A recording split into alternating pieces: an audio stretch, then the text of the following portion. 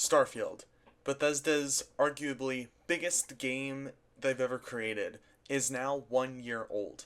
Yes, I'm being serious. Starfield released just over a year ago now. I mean, today as of recording this video, it is the 11th of September, so 10 days after the 1 year anniversary. Still an insane feat that Bethesda has pulled off, even managing to launch a game of this size.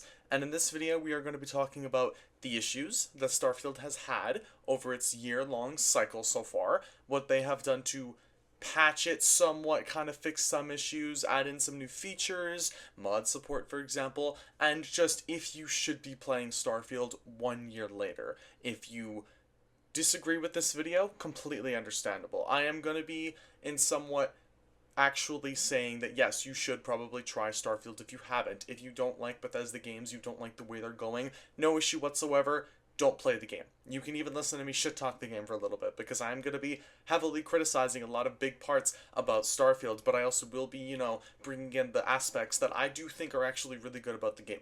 So, first to get started, the open world is non-existent. Let's be honest here. It's so open. Starfield is the biggest game in land space that you'll probably ever play because there's like 900 to 1,000 different little land plots you can find. They're all procedurally generated. They're all huge. It's an infinite amount of worlds. It's at the scale of No Man's Sky, right? Because it doesn't even matter how many times. I'd say it's even more infinite than No Man's Sky because it's all procedurally generated. Say if there's 1,000 planets, No Man's Sky has millions, but every time you land at a planet, it's completely procedurally generated. In No Man's Sky, it's going to save that procedurally generated planet. And in Starfield, if you go to a different plot, it's going to completely make a new area. Completely unnecessarily big. First of all, Starfield should not have been 1,000 planets. It should not have even been 500, should not have even been 100. It should have been, at max, I'd say 50 planets. And then maybe like another 50 moons, counting some gas giants, because you can really throw in gas giants anywhere because they can't even be landed on anyway. But so far through Starfield's 1 year life cycle, it should not have been 1,000 planets. I commend Bethesda for the feat that they went for, but it failed. It did. It failed. And every single sense of the word failed, it did. That is what Starfield did when it came to its open world design. There was nothing new or nothing. There wasn't enough to keep me going personally or to keep players going. Just because it's procedurally generated, you have an unlimited amount of exploration, basically does not mean that we are going to be exploring the same barren wastelands that are just nothing empty. It's not even like every time we visit a planet there's something new. Those first few times you land on a planet and you see like a giant research tower, right? You see the giant, like carrier that's like holding all the scientific shit, like terramorphs or like those creepy, like aliens, and you're able to pick up some salvage. Those first experiences are probably some of the arguably best experiences I've had in a Bethesda game. That one where like the really large tower, I'll land and then like 300 meters away is this really large tower, like huge. Think of it as like one of those carriers you have over the water, like an oil rig, right? Giant oil rig just standing over, like super tall, right? You got a jetpack all the way up there. Thank God the gravity is good. But think of that. That is probably one of the coolest experiences I've had with Starfield's exploration. The issue is that there's not enough diversity and not enough. There's probably like maybe 50 different kinds of buildings that you can find scattered across 1,000, and then let's even call it even more, 1,000 plots of land across planets. And some of the planets don't even have those because they're not inhabited with life, they're not inhabited with spacers. Some planets and moons are completely empty. Understandable. You want to make it a space simulator, but you also have to make it fun. Those first few moments, I promise you, will be fun. But after 20, 30 hours of exploring, like it's so like even you can argue 10 hours, you can argue 5. It's the same stuff over and over again. All that the extra planets are is to land, kill the enemies that are at that outpost that you've already explored 40 times, collect the loot and collect the XP, and the loot gets old so fast. I don't know, like, they said there should be so many different kinds of spacesuits and so many different types of gear. I feel like there are less guns and armors here than in Fallout 3. Realistically, like there's so little diversity when it comes to the weapons, and a lot of the weapons are really just slightly different designed versions of each other, like the mag sniper, the mag rifle, and the mag machine gun. Literally, I understand it's like its own ammo type, but you took like this metal magnetic bullet system and you just put a sniper, shotgun, rifle, and minigun. Like there's no like it's just It's like you use normal ammo or you use energy shots. We made a the shotgun, we made the Varun laser, we made the Varun pistol, and then we made a Varun sniper. Like, that's all you did. There's not really massive diversity here, and there are some really cool, unique guns. Like, there's the one gun you get for completing the Crimson Fleet mission. I completely forgot what it was called. Like, the mag machine gun. That gun is absolutely broken. It is an awesome weapon, and when you get it, you feel so powerful. Obviously, though, comes at a high cost of reload, though, so you're going to be spewing through bullets. But the weapons in the game as well, just so inconsistent. The armor is so inconsistent. So many different little things about the game that just doesn't make it fun in the long term. And games where like Fallout 4 or Skyrim, for example, where the loot is plentiful, so many different types of swords, shields, guns, just melee weapons, so, like everything, powers, like so many different things. And the one thing that really gets me is that the powers in Starfield are so reminiscent of Skyrim. They are. They are. It's a copy. Like, I forgot what you call or Dragonborn, right? You call them Dragonborn in Skyrim, right? Or Dragonborn in the Elder Scrolls series. And then for Starfield, it's Starborn. Really? Starborn. I'm just saying it's a cool concept. I do like the Starborn. I like the concept around them.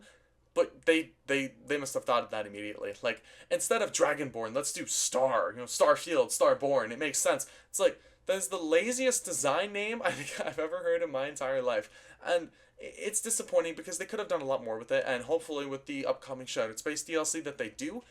But that's all I really have for complaints about the game. I enjoyed the story. I enjoyed the Unity system where it resets the universe, other than, say, resetting completely everything, right? You don't keep any money, you don't keep any guns, you keep nothing. I understand it's that concept of, look, are you willing to restart to gain power? And it's like, but the power isn't even worth it, though. Even if you go through the Unity, get all of the temples in the universe, and keep going, it's not even worth it. Like, I don't know anyone who's gotten to level 10 and all the powers. If you have, please let me know in the comments below, and let me know if it's actually worth it, because it can't be. Like, there's no way it actually can be. Like, I feel like for it to be really worth it, you'd have to be able to one-shot enemies with all of, like, the attack powers. And with, like, phase time, you'd just be able to, like, keep time slowed forever, and you just stab everyone to death. I don't know. But other than that, those are all my main complaints of Starfield. The bonuses and the stuff I did like, again, the story I thought was good. The companions, good as well. I like Andreja, Sam, Barrett, and, you know, Sarah.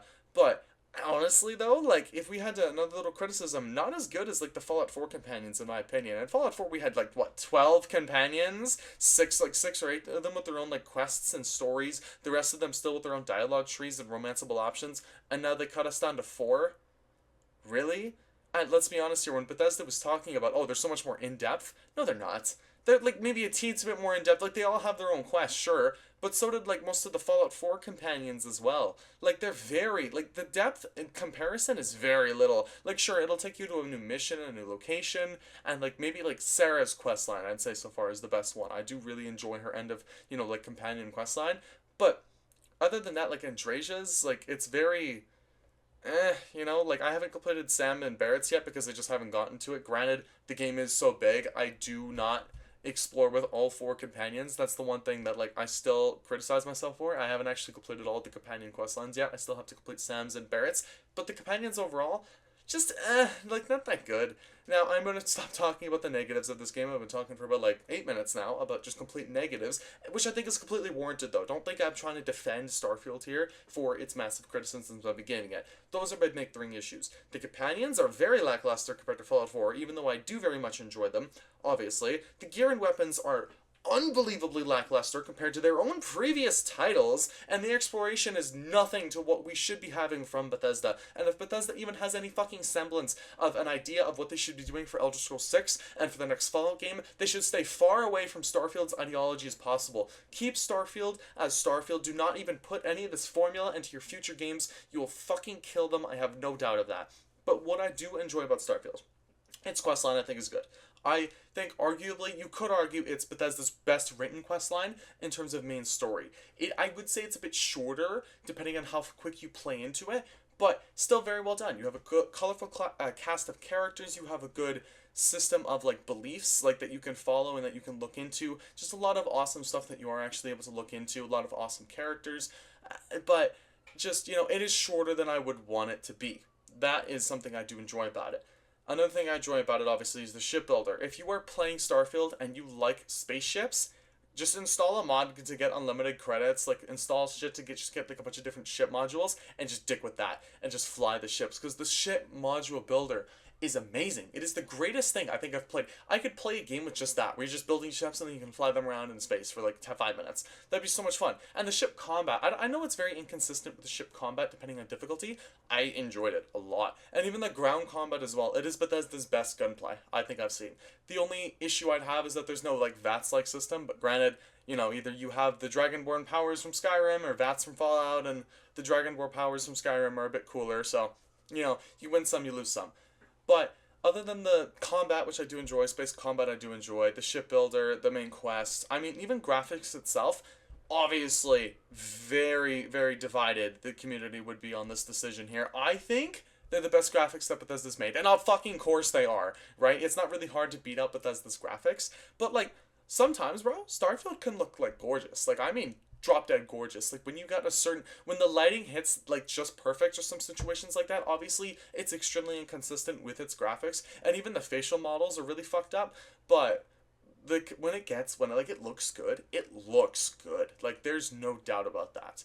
And now to talk about the things that Bethesda has been fixing over the past year, right? They've added mod support. Thank God. Bethesda, y'all went off with the mod support. Honestly, the coolest mod menu and the easiest systems I've been able to use with mods.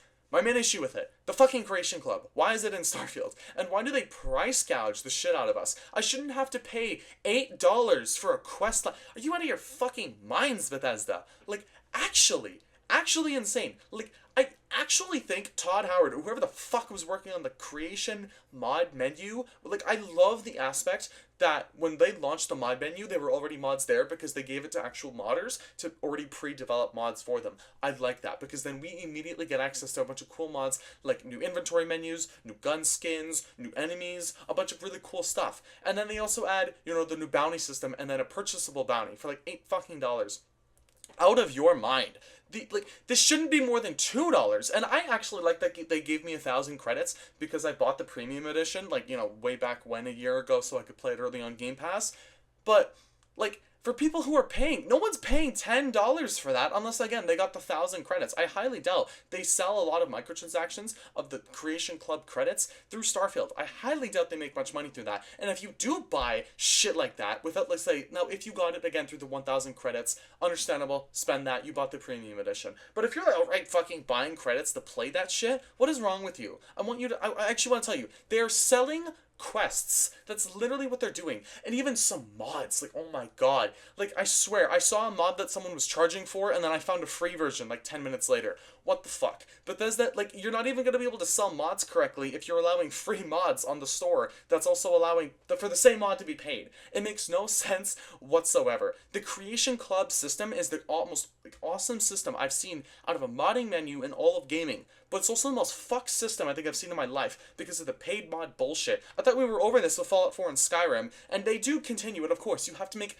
profit. And I understand, and I remember a few months ago, or half a year ago, it came out, someone asked Todd Howard, you want to treat Starfield as a live service single player game? He's like, no. It's no, that's exactly what it is. Starfield is a live service single player game. They're going to keep consistently updating the game through updates. They're going to be selling their microtransactions through for the Starfield Creation Club credits to sell mods that you could otherwise just fucking get for free, I bet, on the Nexus mod store or on the fucking their own Creation Club mod menu themselves. I bet the majority of the mods that you could buy that are player created, you could probably find a free version, no doubt. There's so much free mods and so many cool Star Wars outfits, Star Wars guns, just new guns in general, new armors, everything I've seen. There's so much on that mod menu.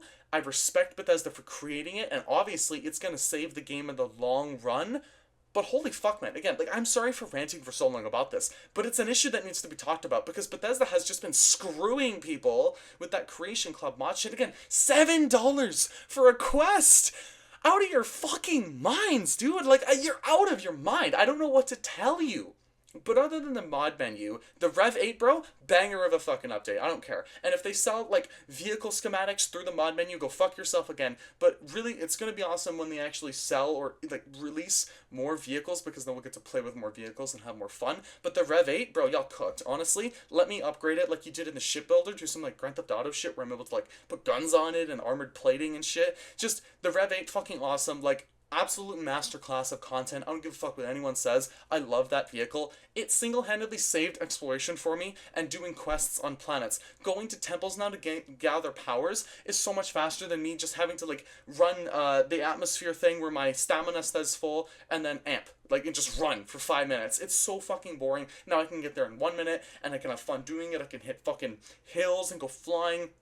Just the best piece of content Bethesda has added to Starfield. And finally, Shattered Space is coming out later this month, within about like 19 days as of recording this video. It's gonna be hopefully an awesome DLC. I have nothing really like what I've seen out of trailers. It looks awesome. New enemy types, new weapons, new story. I'm really excited for it. But overall, in the game, other than my ranting, if I had to recommend the game to you as a player, if you've already played Starfield, say if you've played 100 hours of the game, don't play it again. I'm gonna be honest here. There's not enough content for you to come back. There's not enough changes unless you want to mod the shit out of it and really just change the game entirely. There's not enough to make you come back. If you are a brand new player and you are completely blind to what I've been talking about these past like 16 minutes, try it. Try it through Game Pass, pirate it, I don't give a shit, buy it at a really steep discount, try the game, right? Maybe like install some mods if you really, unless you want like to do achievements. I'm still stuck on getting the final achievement. I still have to hit level 100. It's the slowest shit ever. Honestly, I want to kill myself sometimes when I'm trying to do this because I get like 100 XP for completing some stupid ass quest and I gotta get like fucking 30,000 just to level up again. I just gotta level up 6 more fucking times before I can get the level 100 achievement. It's so fucking annoying. But other than that, again, if you are a new player, try it out. If you're not, wait till Shattered Space. And if you're not going to play Shattered Space, no harm, no foul. Don't reinstall it, no issue. This is just my opinion, and your opinion is yours as well. Thank you guys for watching this video, and for sitting through 16 minutes of me fucking rambling, and I'll see you guys in the next one. Peace out.